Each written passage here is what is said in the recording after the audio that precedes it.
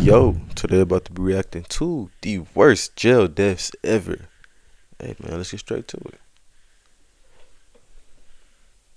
Lay Alama Conde. Imagine being held down in a police Lay station while Alama someone pushes a Conde. tube through your nose and into your stomach. Then Man, hell, nah. Something in see me personally, I don't like stuff going in my nose. That's why I know that. That's why I never touch. One reason why I never touch cocaine. I have a very addictive personality, so I know how I would get if something feels so good to me. That's one thing. And another, I don't like stuff going in my nose, so I don't even like the nasal spray. I can't do that. What are you talking about? liquid is poured inside you to make you vomit. This is what Oh, happened to Lay Alama Conde, an asylum seeker from Sierra Leone who was living in Germany. In December oh. 2004, police arrested him because they suspected he was selling My sister was drugs. born They in thought this he had year. swallowed small packets of cocaine to hide them, and instead of waiting for the drugs to pass out of his body naturally, the police called a doctor to force him to vomit. The doctor used a strong They medicine. couldn't get any no Lurks. What's that? That Lurax. What? Y'all know what I'm talking about. Murax, Lurax, Pepto Bismol, something to make them shit. You couldn't shit it out. Which makes people throw up. To give it to him, they pushed a long tube down his nose. Conde fought against the Nah, that's procedure and fucked up. kept swallowing his vomit. Because of this, liquid went into his lungs. And even though this was very dangerous, the procedure was repeated several times. After a while, foam started to come out of his mouth and nose. He collapsed, and paramedics had to bring him back to life before taking him to the hospital, but he never woke up again. Conde went into a coma, and R.I.P. about 10 Conde. days later, he died. The doctor said the official cause of death was cerebral hypoxia, which means that his brain was badly damaged because it did not get enough oxygen. He had basically drowned after breathing in his own vomit. His death revealed a big So did they find the drugs on him that they was looking for?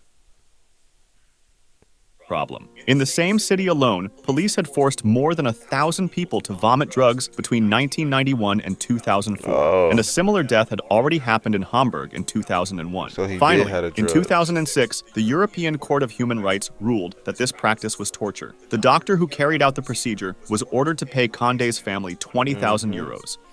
As he should, bro. That's literally What does it torture, really bro. take to stop Hey a man, I'm getting motivated, ad block when violent I get criminal monetized. dead Don't in worry his about it, tracks? y'all. That's literally torture, bro. Abdul Wali. Abdul RIP. Wali was a 28-year-old Afghan farmer who went to a U.S. base after the local governor advised him to surrender. He wanted to show that he had nothing to do with a rocket attack on that base and denied all involvement. However, instead of clearing his name, he was tortured to death while in custody. Man, For imagine trying to turn yourself in and clear your name just for them to take you in anyway and torture you on top of taking you in. They didn't just take you to prison or jail.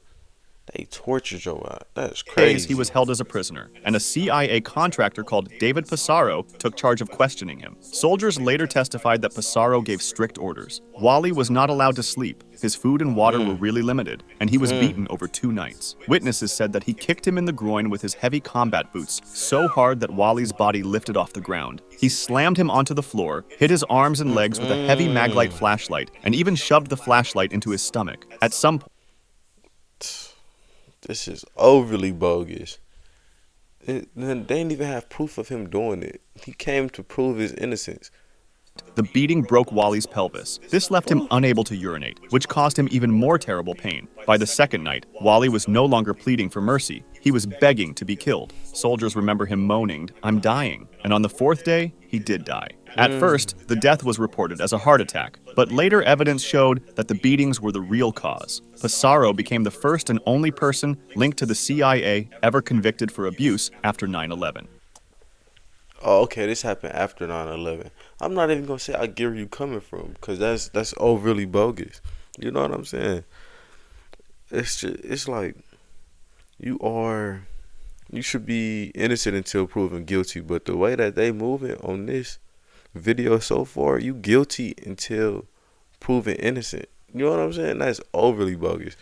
Torture the man First, to death. prosecutors charged him with several serious crimes that could have meant decades in prison. But in the end, he was found guilty of 1 count of assault, causing serious injury, and 3 counts of simple assault. He received a sentence of just 8 years and 4 months, which was later reduced to 6 years and 8 months. A judge even I'm calling white privilege, bro. I don't care what nobody say. Bro, what? He got 6 years for torturing and killing an innocent man. Come on, bro. him that if an autopsy had been done, he might have been charged with murder. Darren Rainey. So he didn't Darren get Rainey's charged with last murder? hours were spent locked in a prison shower that was turned into a torture chamber. The 50-year-old, who suffered from schizophrenia, was being held at Dade Correctional Institution in Florida and was supposed to serve a short 2-year sentence for cocaine possession. One night, after he got schizophrenia. Okay. This kind of tricky because he got locked up on a drug charge. I guess it would have been different if it was like a behavior thing. But shouldn't he have been in like a mental institution? If he's schizophrenic, he should be in a mental feces institution. in his cell, guards took him to a special shower in the prison's psychiatric ward. Wait, what did he do with the pipes had feces? feces in his cell. Serve a short 2-year sentence for cocaine possession. One night, after he smeared feces in his cell, guards took him to a special shower in the prison's psychiatric ward. The pipes had been changed so that prisoners inside had no control over the water temperature. What happened next was horrific. The water blasting down on Rainey reached as high as 160 degrees Fahrenheit. He begged to be let out, but he was trapped inside for almost 2 hours. When guards finally opened the door, he was lying on his back, dead. His They literally cooking this nigga. body was covered in patches of burned skin, with 2nd and 3rd degree burns over more. Oh my goodness, they made him medium well. No, they made him medium rare. This is bogus. 30% of it. Paramedics later said his skin peeled away at the touch. Photos from the scene even showed bruises on his hands, likely from him pounding on the shower door as he tried to escape. Even with these shocking details, accountability was slow. For 2 years, officials gave no clear explanation for his death, and 2 of the officers on Man, duty if I'm the were family, even sue promoted. that- Other sue that prisoners nigga. later revealed that Rainey was not the first to suffer this punishment. At Really? least 8 others in the psychiatric unit had been forced into the same shower.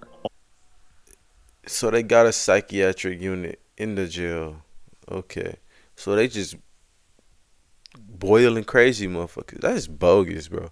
That's After the Miami overly Herald bogus. exposed the case and human rights groups demanded answers, did an investigation begin. The prison's warden was fired, but no one faced criminal charges. In 2016, the medical examiner called Rainey's death accidental, blaming a mix of confinement, his health problems, and his mental illness, while ignoring the obvious fact that he had been trapped under boiling water. His family sued, and at least they eventually received a $4.5 million There we settlement. go.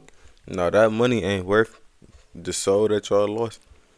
The family member that y'all lost, but it's a start. Cause ain't no way that he got tortured. I'm just glad to see that they got something out of that. Ain't no way they just tortured that man to death. Dilawar was a young Afghan taxi driver who happened to pick up the wrong passengers at the wrong time. He was driving 3 men home when an Afghan militia stopped his car at a checkpoint near a U.S. base that had been attacked earlier that same day. Inside the car, they found a broken walkie-talkie and an electrical stabilizer. Without real evidence, they handed Dilawar and his passengers over to Hey man, let me Huggies get front ad blowout blocker blocker versus Don't worry about it. chocolate How syrup. they going? American soldiers. This turned out to be the end for him. At the Bagram Detention Center, Dilawar was tortured. Guards chained his wrists to the ceiling of his cell for long periods, leaving him hanging until his shoulders came out of their sockets. He was denied sleep, forced to wear a hood, shoved into walls, pulled by his beard, and But if kicked in he's the forced to wear a hood, then how they gonna know if he's asleep or not? Like he's snoring? Hold on, my bad. soldiers Let me stop stomped on his pausing. bare feet and slammed his chest against tables. Worst of all, his legs were beaten again and again with what the soldiers called peroneal strikes. These were powerful blows just above the knee, designed to cause intense pain. Dilawar endured more than 100 of them, and by the time he died, his legs were so destroyed that even if he had survived, doctors said they would have had to cut them off. They described them as pulpified. Man, throw On the them day of niggas his in jail, death, bro. Dilawar had already spent most of 4 days chained to the ceiling. When guards tried to make him kneel, his legs would not bend anymore because of the repeated beatings. He was told he would see a doctor once questioning was finished, but instead, he was dragged back to his cell. So and they didn't want to question him first, you know what I'm saying? Before they beat his ass, overly beat his ass, they didn't want to question him. Guilty and proven innocent, bro. Hours later, when a medic finally checked on him, he had already passed away. What made it even more tragic was that U.S. interrogators later admitted many of them believed Dilawar was innocent. His passengers were later sent to Guantanamo and eventually released years later, with letters saying they were not a threat at all. The truth about Dilawar's death could not stay hidden. A leaked death certificate proved he had been killed by abuse, not by illness as the military first sue claimed. they ass. His story later became the center of the Academy Award-winning documentary Taxi to the Dark. I heard about this movie. I'm gonna watch it. Probably try to watch it with my fiance. I heard it's a good movie. which revealed the horrors that took place inside Bagram. Some soldiers were investigated, but the punishments were light: short jail terms, rank reductions, and official letters of reprimand. No one was ever convicted of murder, and Dilawar never got to come back home to his wife and baby daughter. Man. Nicolaus Contreras. He was only 16 years old when his body finally gave out. Nick was sent to the Arizona Whoa. Boys Ranch, a privately run boot camp for troubled youth, hoping he could earn school credits and turn his life around. His health was already fragile when he arrived. He had asthma, and the higher elevation in Arizona made breathing harder. Soon he began showing clear signs of being sick: nausea, diarrhea, fevers over 100 degrees, spasms, etc. His pulse was racing. He lost weight quickly, and even his body gave off what staff... So the adults in the situation, they don't see what's going on. You know what I'm saying?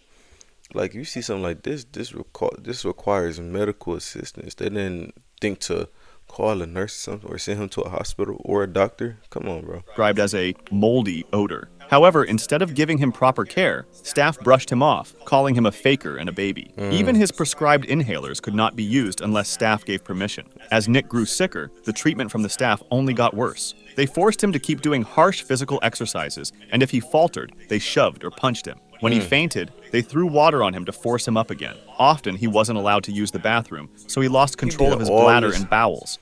I think they said he was doing this for extra credits to, like, graduate. He soiled himself so often that his mattress was moved into the bathroom, and he was made to sleep there in his own filth. Staff forced him to carry his stained clothes in a trash can and do push-ups over it. At mealtimes, he had to sit on a toilet while eating, mocked in front of others. Staff even spread rumors to the other boys that he had AIDS. Nick tried to reach out for help. In his final phone call to his family, his grandmother remembered how he struggled to speak, coughed nonstop, and said, "Wanna die, wanna be with Dad. Too hard." Then, during yet another round of physical drills, Nick fainted several times, and instead of helping him, staff joked that he deserved an Academy Award for pretending. They forced him into push-ups, slammed him against a wall, and even made him act like an ambulance siren. Nah, it's not funny. He died. Somebody lost their life here. But an ambulance siren?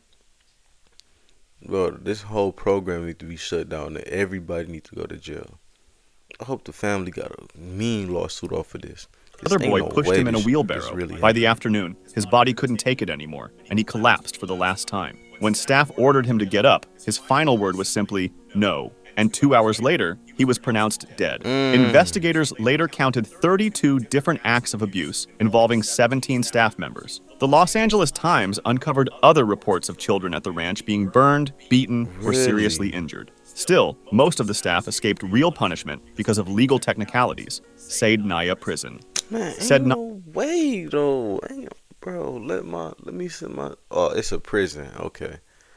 But still, bro, human rights is a thing, especially when it comes to the United States. Human rights are real.